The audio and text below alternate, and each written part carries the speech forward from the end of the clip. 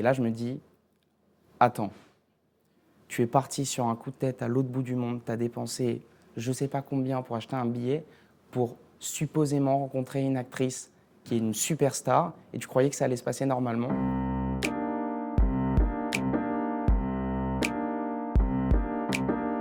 Je m'appelle Abel Danan, j'ai 22 ans et je suis au début de ma carrière de réalisateur. J'ai réalisé 2 courts-métrages au Japon, un qui s'appelle Coming Home que j'ai fait en 2018 et un autre que j'ai réalisé l'année dernière qui s'appelle Love Cantata. Et là, je suis en train de préparer justement mon premier long-métrage entre Paris et Tokyo, encore une fois. How I can write a love story if mine is too short?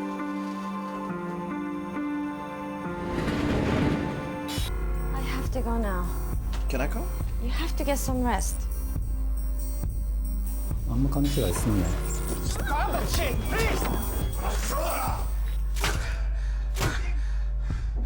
J'ai une histoire de famille assez dingue avec le Japon.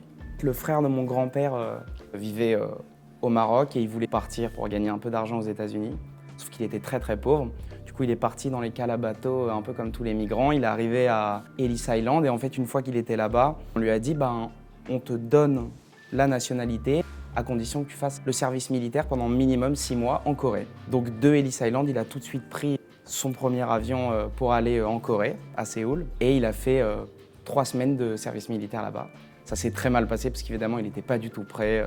Et en fait, à l'époque, la base la plus proche de rapatriement, elle était au Japon. Il a rencontré une femme, il a fondé une famille, il a eu des enfants, des petits-enfants. Du coup, ce qui fait que j'ai une partie de ma famille qui est complètement japonaise. Donc pourquoi le Japon? Je pense que ça passe déjà beaucoup par ça. C'est-à-dire ce rapport à la famille assez particulier qui fait que toutes les découvertes que j'ai fait ensuite, elles venaient de cette famille-là.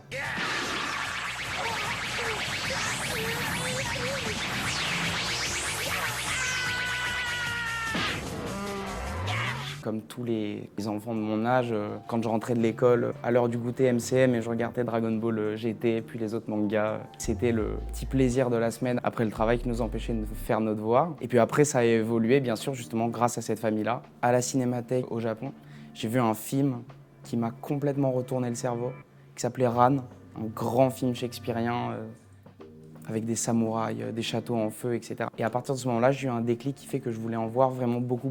À tel point qu'en fait, j'avais un rapport maladif hyper compulsif avec ça et je demandais à mon oncle du Japon de m'envoyer des DVD, des trucs horribles, mal traduits, des copies qui datent de je sais pas quelle année, avec les couleurs n'importe comment, etc. Mais ça m'a permis aussi de voir des merveilles, des pépites et d'encore plus m'accrocher à ça, ce qui fait que ça a encore plus nourri mon inspiration au fur et à mesure. This sword is hundreds of years old. It was named Danzan by the first samurai who used it. Danzan means separator in Japanese. The ideal weapon for separating head and limb from body. Rila Fukushima, ouais. Alors ça, c'est une histoire assez folle. En fait, ce qui s'est passé, c'est que quand j'ai écrit le scénario de ce court-métrage-là, j'avais besoin justement du profil type d'une japonaise extrêmement douée dans le jeu, qui parle anglais, donc qui a comme l'expérience hollywoodienne, qui est aussi très à l'aise avec les scènes d'action un peu plus costauds. Et évidemment, moi j'avais tout de suite en référence cette actrice-là que j'avais vue dans le Wolverine, parce qu'en éternel enfant un peu geek sur les bords, j'ai toujours adoré les films de super-héros, surtout à cette époque. Cette actrice-là était géniale, resplendissante, éblouissante, mais je savais que c'était une méga star. Donc je me suis dit, on va se calmer sur les ambitions. Mais on ne sait jamais. Je lui ai envoyé un message vraiment de façon spontanée sur Instagram. Je n'ai pas eu de réponse comme ce qui était censé l'être parce qu'elle a des centaines de milliers d'abonnés. Et puis un jour, j'ai reçu un message de son agent qui m'a dit en 2 phrases « Pouvez-vous m'envoyer le scénario, etc. » Moi, je demande pour qui c'est. Elle me dit que c'est l'agent de Rila Fukushima. Donc j'envoie le scénario. Pas de réponse pendant 3 semaines, je me dis elle a dû détester. Et puis un jour, je reçois un message et on me dit venez la rencontrer la semaine prochaine. Je lui dis mais elle est à Paris? Non, à Tokyo. Je lui dis donc je prends mon billet pour la semaine prochaine à Tokyo. Il me dit oui, allez, on se dépêche. Donc je prends le billet, je sais pas du tout ce que je fais. Ma mère me dit bon, qu'est-ce que tu fais? T'as contrôle la semaine prochaine? Je lui fais oui, mais non, je pars au Japon rencontrer l'actrice. Elle me dit c'est ça, tu vas aller faire tes devoirs avant. Mais j'insiste, j'y vais. Je pars complètement seul, j'achète le billet à la dernière minute qui me coûte toutes mes économies. Et je me prépare pour le rendez-vous, on me dit que voilà, ça va arriver. Et puis j'arrive devant le lieu de rendez-vous et j'appelle, pas de réponse. 15 minutes, 20 minutes, 30 minutes, 40 minutes. Et là, je me dis, attends, tu es parti sur un coup de tête à l'autre bout du monde, tu as dépensé je sais pas combien pour acheter un billet pour supposément rencontrer une actrice qui est une superstar et tu croyais que ça allait se passer normalement.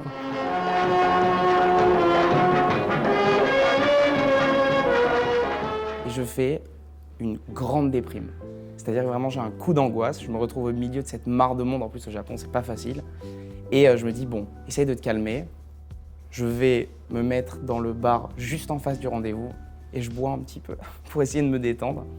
Mais le rendez-vous arrive toujours pareil, au bout d'1 heure et demie elle arrive, parce que moi j'avais bu déjà 3-4 verres de saké, j'étais complètement dans un autre état. Mais le rendez-vous s'est bien passé finalement. Elle m'a dit qu'elle avait adoré le scénario, qu'elle voulait faire du cinéma un peu comme ça, c'est-à-dire quelque chose de vachement plus, vraiment plus centré sur les émotions, sur le Japon, sur la génération moderne. Et du coup, elle m'a dit oui.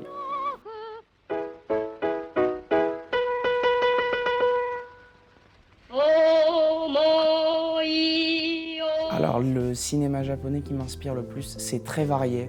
Du cinéma animé, donc du manga. Donc par exemple, Otomo, qui est le réalisateur de Akira, c'est un grand manga générationnel, pas de ma génération, plutôt des gens de 30 ans, mais qui avaient fait un immense bruit à l'époque et le film n'a pas vieilli d'une ride. J'aime aussi énormément évidemment Akira Kurosawa, qui est un peu celui qui condense vraiment l'histoire du Japon et avec vraiment le show et le sens du spectacle à l'hollywoodienne. Il fait toujours des énormes films, des grandes fresques ou des grands polars, des grands thrillers.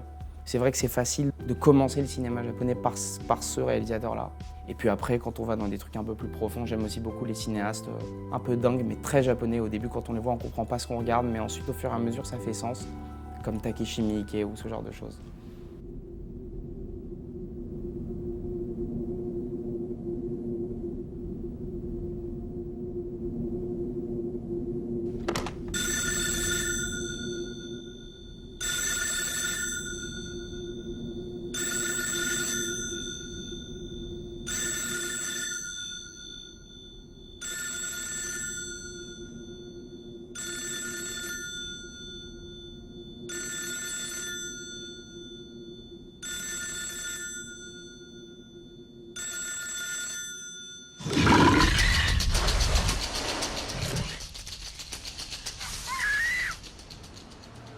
Quand je suis allé tourner mon premier court-métrage là-bas, qui pour le coup était autoproduit, donc j'avais pas eu trop de problèmes.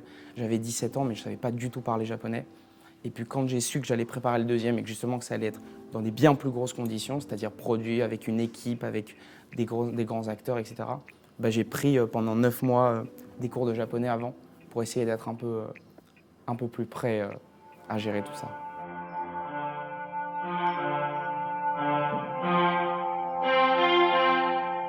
Kunichi Nomura, c'est quelqu'un qui a plusieurs casquettes, qui est un designer, décorateur, grand DJ à Tokyo, mais qui surtout en fait a commencé à se faire connaître dans la sphère médiatique là-bas grâce au cinéma. Il a écrit L'île aux chiens de Wes Anderson et en fait il avait aussi collaboré à l'écriture de Lost in Translation de Sofia Coppola. Donc c'était le personnage parfait en fait pour moi parce que mon film parle de quelqu'un qui arrive dans un endroit qu'il ne connaît pas du tout. Et Lost in Translation, c'est sur la relation de deux personnes complètement perdues au Japon. Je lui ai vraiment envoyé de façon spontanée un message en lui envoyant le scénario, etc. Il a trouvé ça tout de suite très intéressant. Je l'ai rencontré à une soirée à Tokyo dans laquelle il m'a invité, quelque chose d'un peu underground, un peu particulier, mais tout ce qu'il aime, quoi. Et on a beaucoup entretenu, il m'a donné énormément de conseils sur les dialogues. Il est venu m'aider sur le film et même là, sur la préparation de mes projets suivants, il est toujours là à me conseiller, à me donner des idées, des indications, des conseils, des références de films. Donc, correspondance assez dingue.